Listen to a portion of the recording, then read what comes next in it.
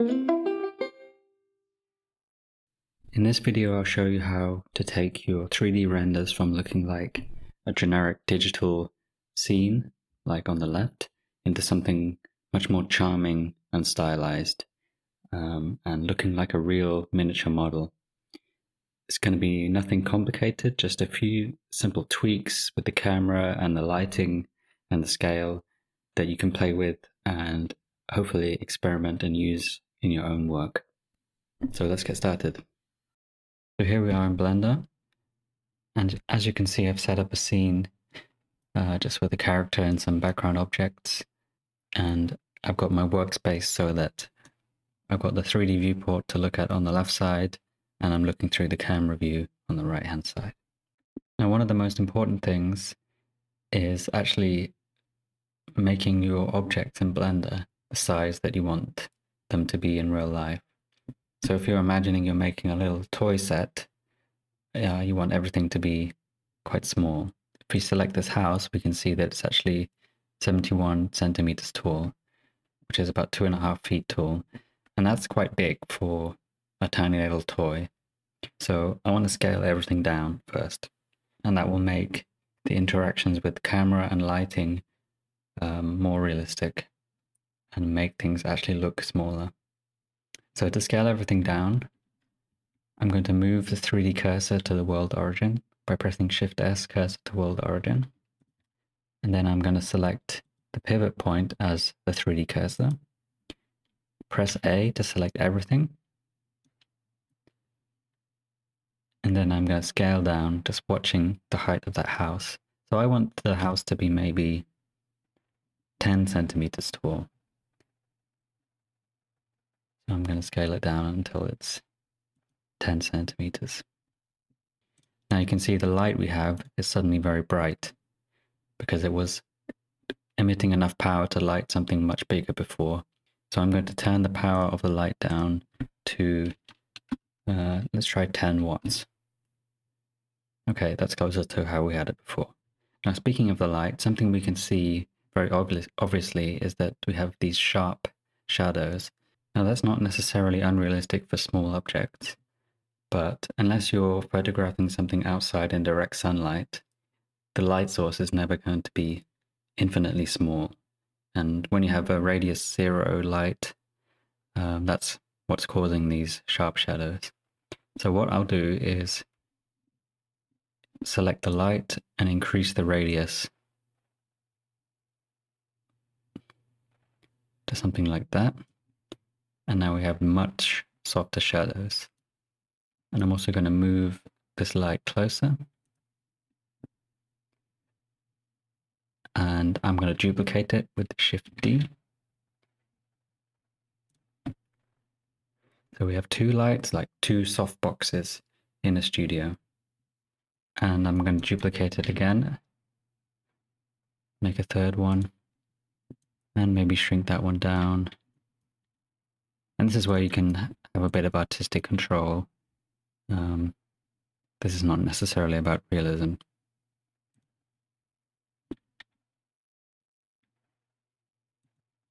But I think that's nice.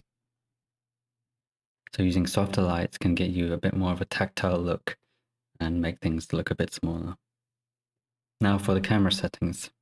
Now all real cameras have depth of field. So if you want something to look real, you should have some level of depth of field in the image. And when you're shooting something very small in real life, there's even more depth of field because the camera is very close and you typically shoot with a wide open aperture to let in a lot of light. These things don't necessarily apply so much when you're in 3D, but we can copy those effects to make it look like it's real. So I'll select the camera and I'll turn on depth of field, and I'll change the focus distance to the character's head. Now we have a little bit of depth of field, but if we want to make it look even smaller, we can turn down the f-stop to increase the depth of field. Now the lower we go, the more depth of field there's going to be. If you want something to be absolutely microscopic, you can go down to 0.1, but this is an artistic choice, and as you can see, we lose all detail of the objects in the foreground. So I'm going to use 0.4 in this example because I think that gives a nice balance between the fuzzy out of focus look and also showing the detail in the image. Now the next thing to talk about is the camera's focal length. Now if we increase the focal length, it zooms in the camera a bit, and if we decrease it, it zooms it out. When you decrease the focal length, you make things more distorted, and they can appear bigger and further apart than they are in reality. So because we want things to look small, we'll increase the focal length up to maybe 150. You can even go higher, 200. Because it's in CG, there's no physical limitations on that. And to compensate for it being more zoomed in, I'm going to move the camera back. So I'm going to press G and then Z twice to move it on the local Z axis. Now, as you can see, that's messed up my depth of field, so I'm just going to reset the focus distance and change the f-stop to compensate, because using a longer focal length means that it actually exaggerates the effect of depth of field slightly. And the next thing is about sharp edges. So if you look at small objects closely, even though there might appear to be sharp edges from a distance, those sharp edges are actually rounded slightly. Even the edge of a knife is rounded if you look close enough. So to make something like this house edge appear slightly smaller, we're going to use a modifier called bevel, which is under add modifier generate bevel, and that will add just a slight beveled edge to the object. I'm going to choose percent and just add a very slight bevel, and I'm going to shade smooth and add 2 segments. Now that's removed this sharp edge and dulled it a little bit.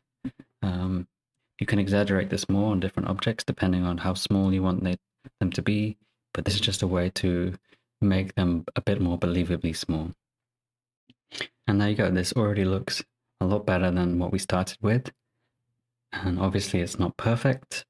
I could spend a lot more time on this, adjusting the lighting and playing with depth of field and things like that.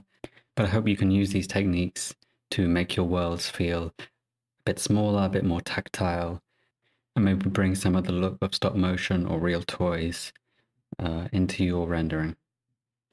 Now, some more things you could look at are the techniques used in stop motion animation, in real photography of miniatures. And I would recommend looking at a lot of reference of things that you like that are not made in 3D. So that could be stop motion or real miniatures, photography, even paintings, drawings, illustration, anything. And copy those visual techniques and bring them into your own work in 3D. And I think it will add a lot more character than just using the default 3D settings. I hope this was helpful, and I'll see you in the next video.